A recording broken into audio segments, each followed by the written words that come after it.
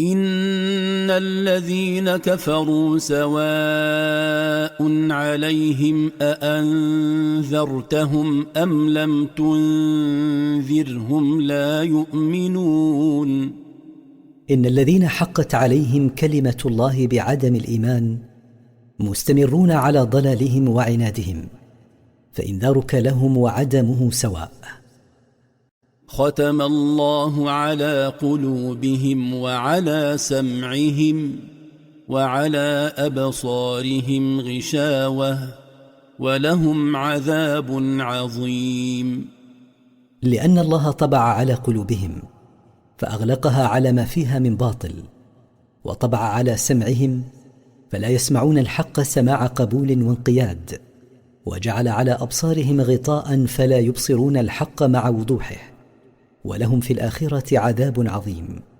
ولما بين الله صفات الكافرين الذين فسد ظاهرهم وباطنهم، بين صفات المنافقين الذين فسد باطنهم وصلح ظاهرهم فيما يبدو للناس، فقال: ومن الناس من يقول آمنا بالله وباليوم الآخر وما هم بمؤمنين.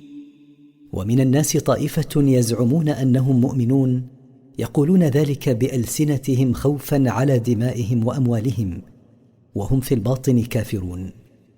يخادعون الله والذين آمنوا وما يخدعون إلا أنفسهم وما يشعرون.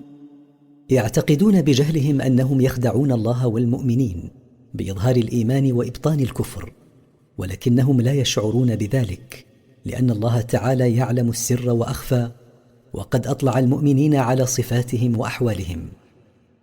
في قلوبهم مرض فزادهم الله مرضا ولهم عذاب أليم بما كانوا يكذبون. والسبب أن في قلوبهم شكا فزادهم الله شكا إلى شكهم، والجزاء من جنس العمل، ولهم عذاب أليم في الدرك الأسفل من النار بسبب كذبهم على الله وعلى الناس، وتكذيبهم بما جاء به محمد صلى الله عليه وسلم.